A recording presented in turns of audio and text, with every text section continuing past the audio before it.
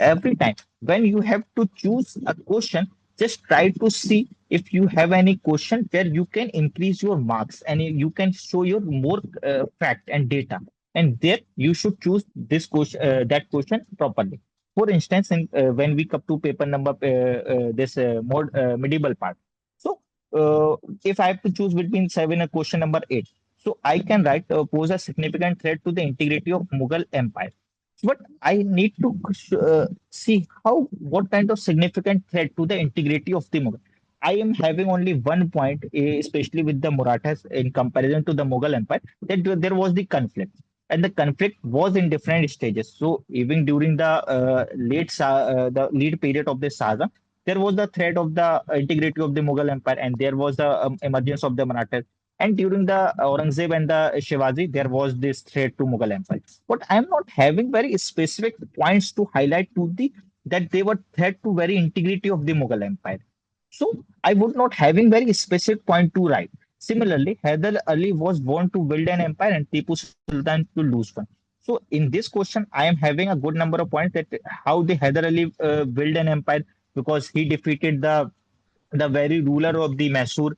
Then he established. Then he in the first Anglo-Mysore war, he defeated the Anglos. Then in the along with the England, and in the battle against the Nizams, he also defeated them. Then he also controlled the Travancore. So I'm having a good number of specific points. So if I have to choose, I can choose this question. Then, but Tipu Sultan, how it is lose? So in the because he lose the third battle of the Anglo-Mysore war, then he also lost the fourth battle. But I'm not having very specific number of points. Similarly, you would have read about the Ranjit Singh, how it is immersed, but how would you analyze the rise of the Ranjit Singh? So I would be, if I have to write, then I would be thinking in what manner I can think the rise. Is it about the only the territorial control?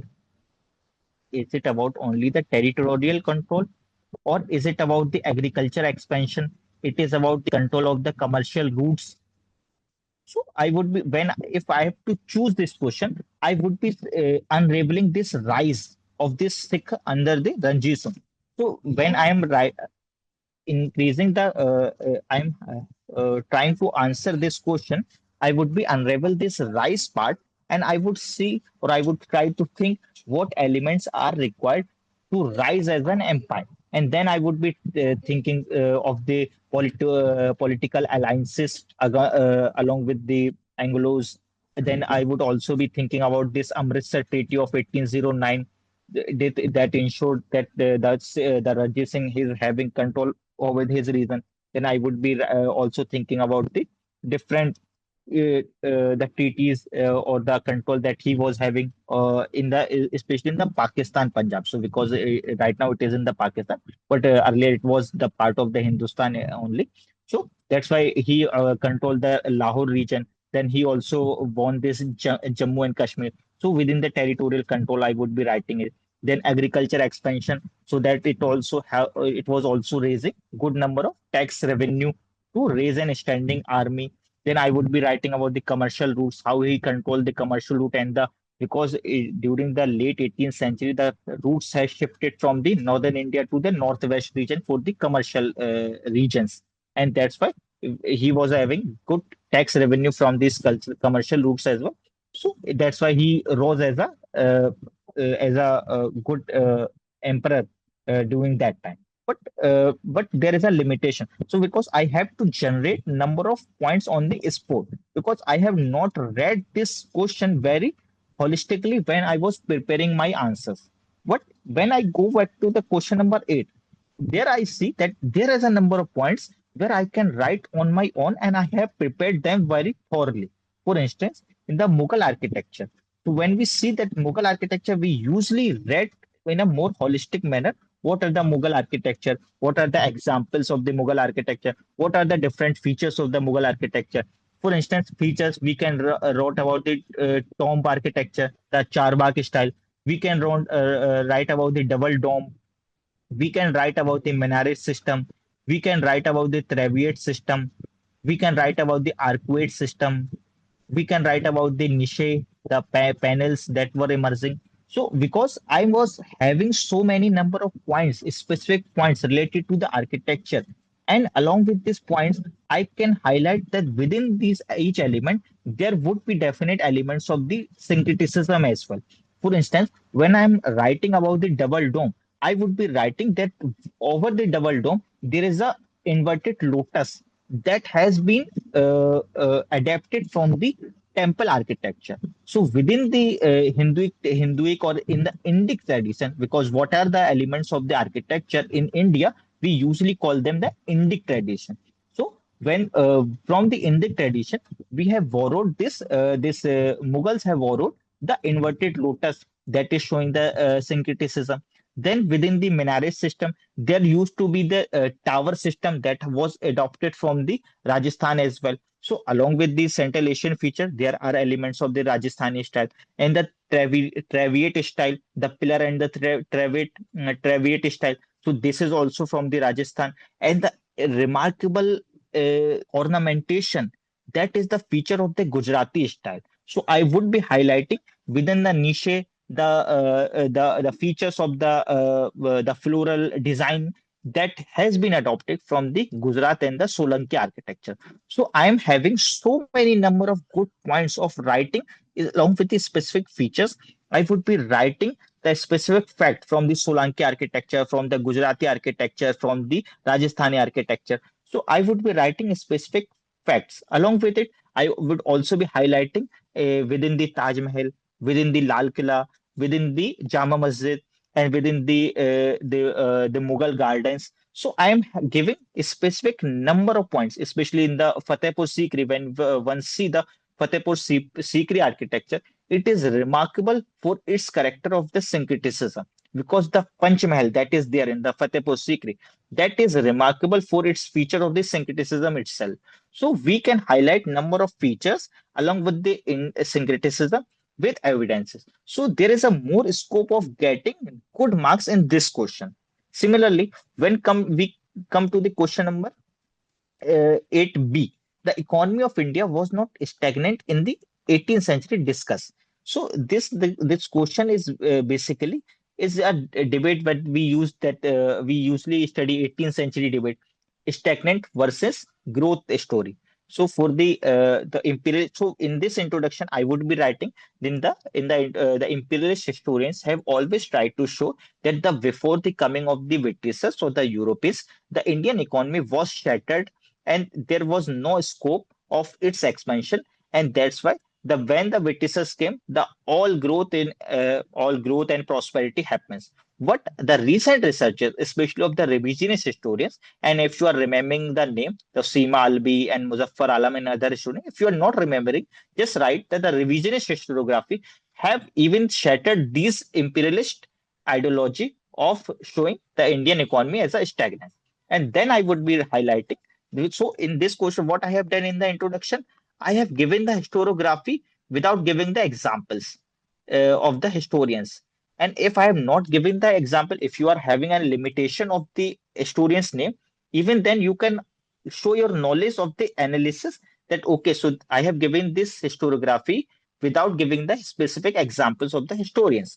And you in the introduction itself, then come to the point that, okay, so how was it was not stagnant? Because in the agriculture period, there was the commercialization of the agriculture, the cash crops that were being grown during that time, the sugarcane that was being grown up, then the cotton crop and other kinds of the crops that were being shown. That shows that there was the expansion of the agriculture and that there was the commercialization of the agriculture. And commercialization of agriculture is always a evidence of the not stagnation, but the growth and prosperity of the economy. Similarly, there was this tendency that because of the decline of the Mughal Empire, there was the shattering of the commercial routes, and there was so much anarchy. But recent researches shows that there was the shifting of the commercial routes instead of the uh, decline of the commercial routes. So the routes that you used to follow from this Agra and the Mathura region to the Bengal region, they were shifted to the Awadh region because in the Awadh region there was the emergence of the different proper political kingdom of the Awadhs. So there was the safety zone for these traders and the traders and the commercial class, and that's why the commercial route shifted. So I would be giving highlighted the commercial point. Then I would be highlighting the coinage system, that the vibrancy of the coinage during the Mughals and after the Mughals, different empires. That's why we are having this tradition of the Mohar, this tradition of the pagoda, Fadam. So I would be giving a specific example of the coinage of different areas, so that it shows that okay, so there was the enough tendency, enough prosperity, and that is highlighted through the coin system itself. If the economy is stagnant, why would there be so much coins within the our country? So if there are so many coins, it shows that our economy was expanding, and there was the influx of the silver as well. During the late 17th or 18th century, the Britishers, the Europeans were bringing too much silver from the Europe to the India, and the India was considered as a sinking bowl for this silver. So we can also highlight this good point. Then this tendency of the hundi and the banking system that was emerging, the Sarafa class that is known for its banking and the other facilities. It also shows that we were having not stagnation of the economy. And then the manufacturing features, though it is said that by the late 18th or 19th century, our Indian economy and the Chinese economy used to provide almost 25% of the world manufacturing things. So it also highlights that the Indian economy was not stagnant, as was highlighted by the imperialist historians. So because I was having so many number of good points, so there is a more scope of writing a specific fact. Instead of in question number 7, I would be choosing question number 8.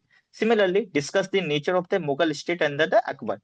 So it is uh, asking about the nature and the Mughal state. So whatever you have read about the Mughal state, it is a part and parcel of that nature itself. So if you have read about that there was the empire was the centralized empire, so that you would be writing. If you have read about the Mansabdari system, that is the part of this nature itself. If you have read about that, there was a focus on the raising enough tax revenue through the Jagirdari system, through the Aine-Desala system. So it is also a feature of this part. Then there was the Suba system. So the focus was on the standardization of the provincial administration, and then checks and balances within within each department. There used to be two or three posts of the similar nature, so that there is a check and balance.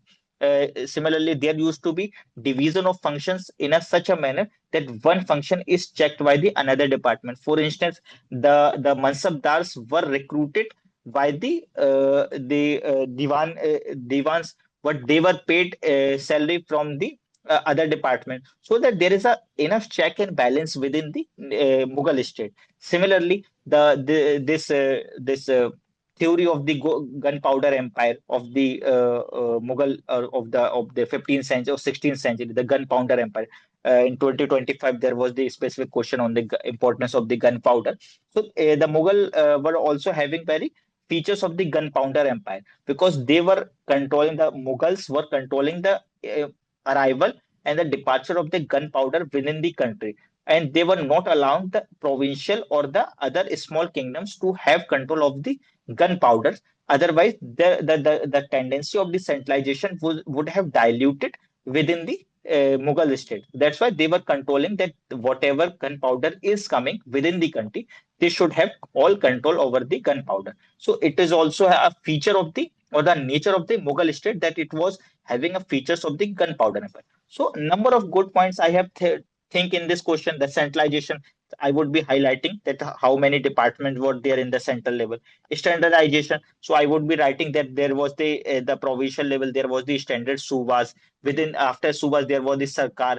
After sarkar there were parganas. So I'm giving the specific number of points: sarkar, suba, pargana, village, checks and balances. So I would be highlighting specific names of the different departments, different posts, so that there is a specific evidence for this. Mansabdari system, all of us, we have read about the Mansabdari system. What was it about?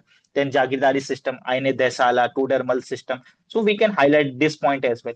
And the gunpowder empire, you can highlight. And after this, because it also requires a discuss in this question, because it is asking about the discuss, so it also wants us to give us a bit analysis as well. So if you are having any academic background, you would have read that during the 70s, 1970s or 80s, there used to be discussion of the Aligarh school. So there a number of historians from the Aligarh University used to discuss this Mughal state as a centralized empire, a uniform, very centralized bureaucratic system. That there was very uniformity from Delhi to Agra to Kashmir to Lahore to every other region. But in the revision historiography, it has been highlighted there was enough flexibility within the empire. So the Mughals were having too much control in the entire in the core vicinity of the Agra, Delhi, and other regions. While in the peripheral region, the same debate, the same discussion of the Ashoka Empire.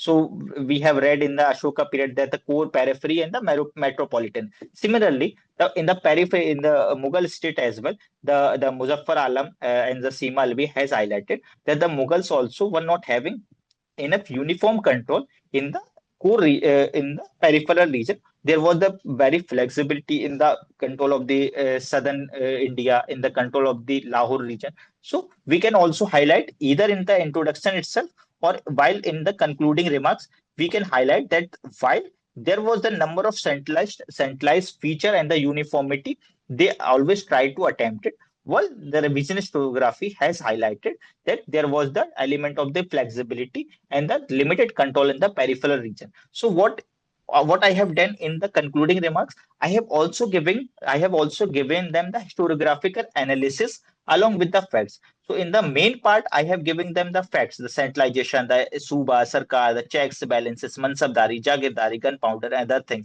But in the concluding remarks, I have given that I am also having academic tinge, and that's why I am showing that I am also having an academic background, and I am showing that okay, so there was the awareness of my of this debate, historiographical debate.